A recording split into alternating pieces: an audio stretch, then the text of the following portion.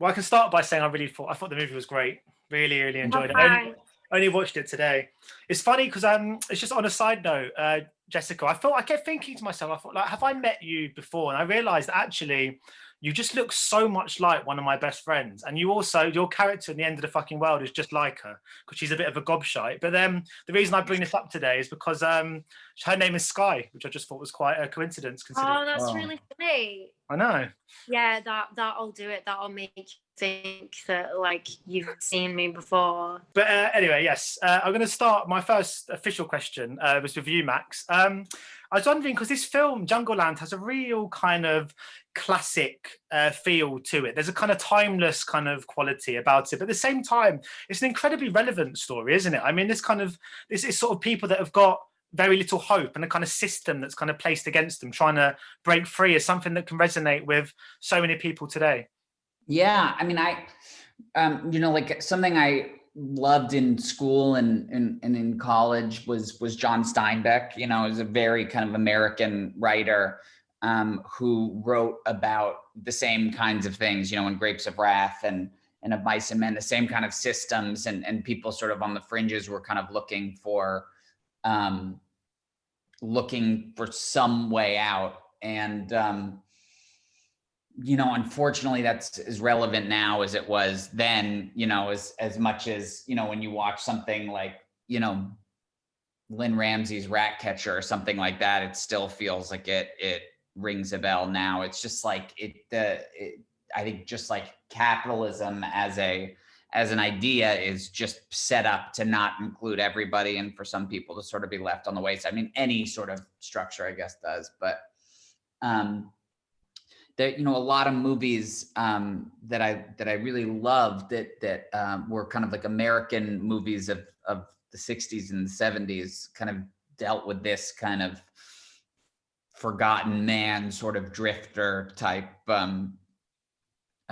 genre, you know, and Bob Rafelson was Hal Ashby, you know, sort of Nicholas Roeg, like they were just people that I really loved, and that I really kind of loved how like their work still was tender and had like there was sort of like a male melodrama aspect to it that That's such a deep answer.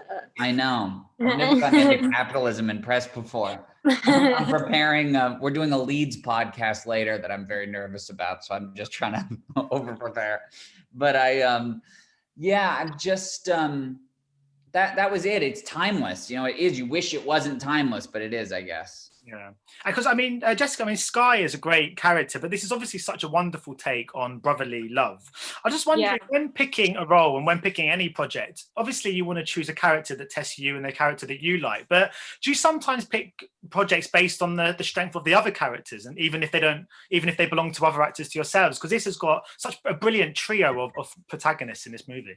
Oh yeah, of course. I mean, you have to. I can choose a great character for me, but if the rest of the movie isn't good, then like no one's going to care about the film and watch it, you know? So and also with this one in particular, I obviously loved my character, and I knew that it was going to be challenging. It was going to be a challenging role because I just have to play so many different characters within one role. But one of the big draws of it was the relationship that is explored between the two boys. Yeah. Yeah, because I mean the two of them, Charlie and Jack, are so brilliant. It sounds like, Jessica, that they were really into these characters. How much does that raise the game of everyone around them on set when you've got people that are giving everything, and it sounds like they got almost quite method in the way they were acting with each other off even off camera? Well, I mean, I think, you know, guys like Charlie and Jack, they probably seem the same on the outside, you know, but they're actually so different. Really intricate, actually quite sensitive guys, you know, like they're not what they appeared that they would be, but nevertheless it was, you know, there was many really entertaining days would be like a good way to say it. I know if they were really method with it, I don't know. I'm sure that I've worked with many people that were method, but I don't know if I would say that about either of them, but they definitely were so dedicated to the roles.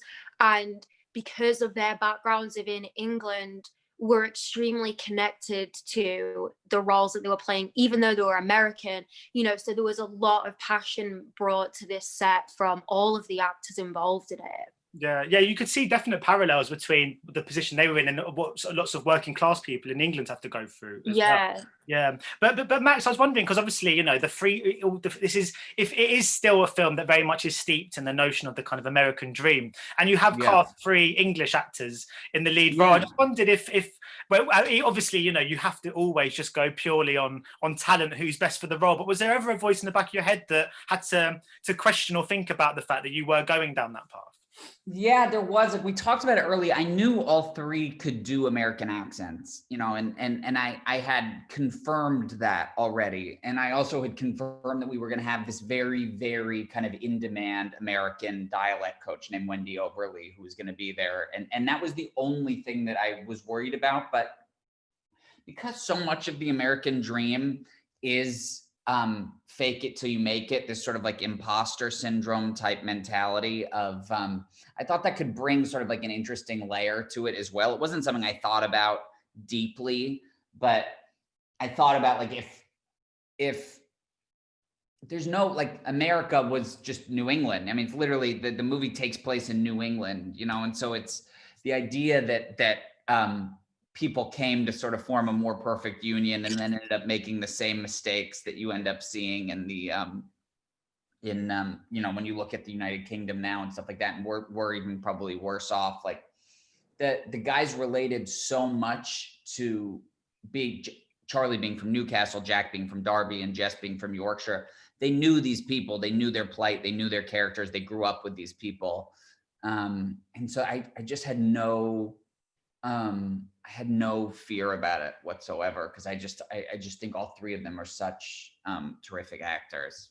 And just being from Yorkshire, do you miss a good cup of tea when you're out there shooting in the States, or are you able to get some good quality tea when I never would have a cup of tea on set at home because they make it so bad. Yeah.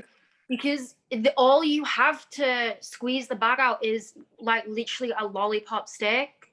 I don't drink tea on set because you don't really have time to drink it anyway, and they can't squeeze the bag out. So no matter what time it is when I leave, I just have a cup of tea before I leave in the morning, so I don't drink coffee. That's an interesting thing that you didn't think that you were going to learn about me today. I've got an exclusive. Yes. Well,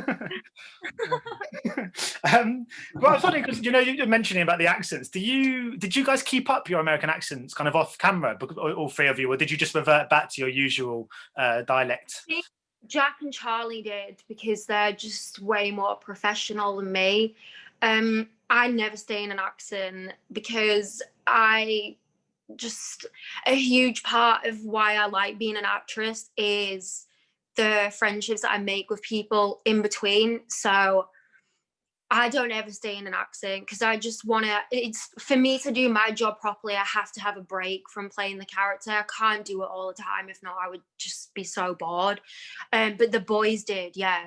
I can speak from the boys were very committed to their accents, and Jess would be, just being like, Lion, shut up. And then, are we fucking done? Like, there was no space between the 2. I don't think that I need to say, basically what I'm trying to say is that I don't need to stay in an accent all the time because I'm really good at doing them. It's true. It's more challenging for others. And Jess was, Jess can go in and out of accent of any region in the English, kingdom, really, and American and different parts of American, and it's just always been something that I've been good at. I'm not good at a lot of things, so the things I am good at, I'm gonna tell everyone about it. Is there any what accent are you best at? Honestly, I don't know, but I don't know. Like, I'll just kind of like give everything a try. I don't like doing an RP accent at home. That's like why I do my career here now in the States, because I just never really understood that accent, and it's like so boring to me. That's such like a controversial thing to say, but I never liked any of the roles with an RP accent. I always What's RP? What is RP? Literally like what is it, like renounce pronunciation? It's like proper English. Oh, like It's Downton like, Abbey type stuff.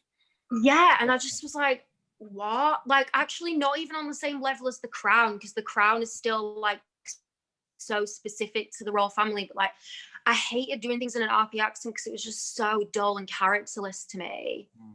I was going to ask Max as well. You mentioned the John Steinbeck kind of inspiration. I mean, of Mice and Men was something I took out of this when I saw it. You could see the kind of parallels. How much of a reference point was that? Did you was it something that you were thinking of while you were writing it, or was it something you just thought about kind of in advance in the kind of planning stages? Yeah, I love that book, and I love the book on tape, and it was something that I listened to a lot and thought about a lot when we were writing, and then when we started shooting, not so much. But I think it was something that was really, really important to me.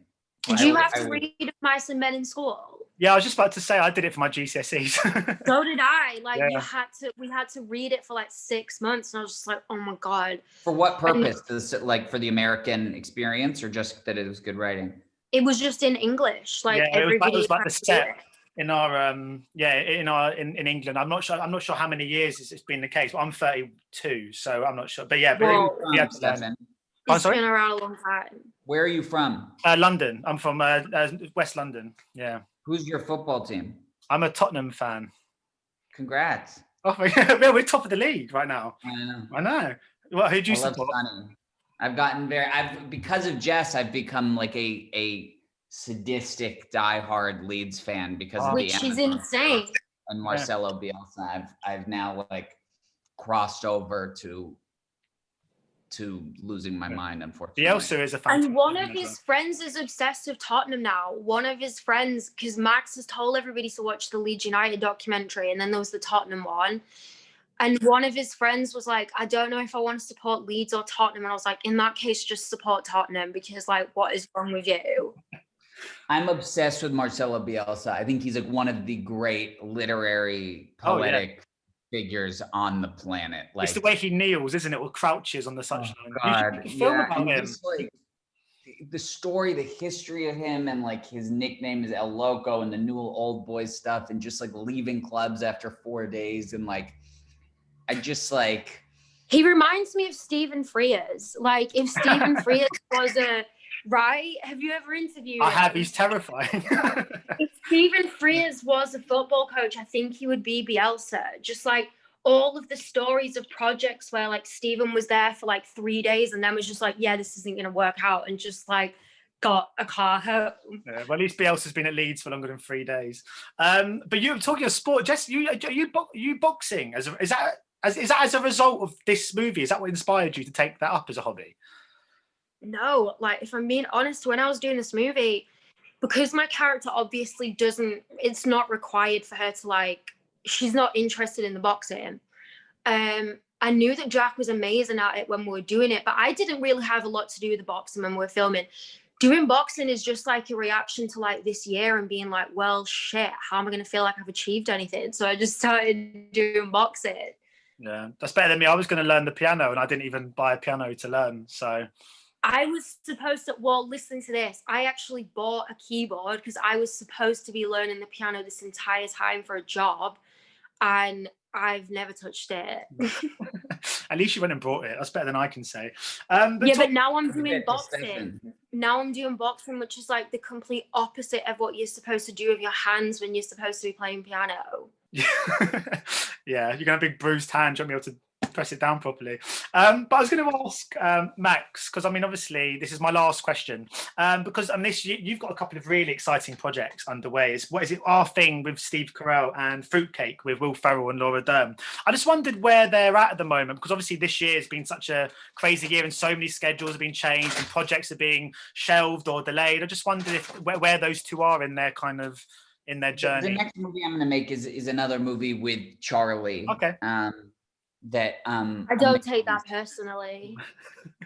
That I'll make in the spring, in the Pacific Northwest. It's based on this memoir about a guy's who sort of just dropped out of society and started living in his van, and becoming a part of like this group called the Dirtbag Generation in the Pacific Northwest that kind of just live out of their vans and rock climb and surf and formed like sort of like a community.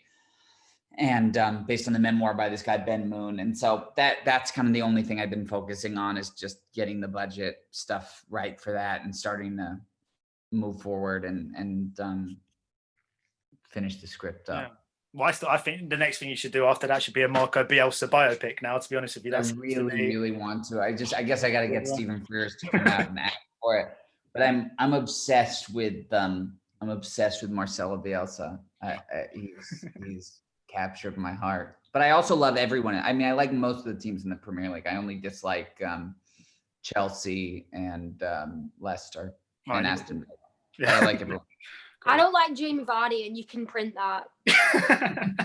Neither do I, and I can print. But thank you so much for your. I've run out of time. I've actually gone way over time. So thank you so much for your. Okay. Well, John, I'm going to say this controversial thing. He's unlikable if you're not a Leicester supporter, but he's so deeply like a football player in his marrow. Yeah, he's like, a twat. Basically, that's what it is. Like, he's a twat. Like, you have to be it. Good. Like, he's just a grind. Like, I respect him more than I don't know. I find him hard for me now to dislike, but I'm still learning a lot, and I'm learning a lot from Jess. It was nice to meet you. Thank you so much. No, thank you so much. It was nice to meet you. Nice to meet you properly, Jess. I think I haven't met before. Ladies and gentlemen, you're watching Hey You Guys. Hey You Guys, huh? Hey You Guys. Is that from the Goonies? It is indeed, yes. Nice. Hey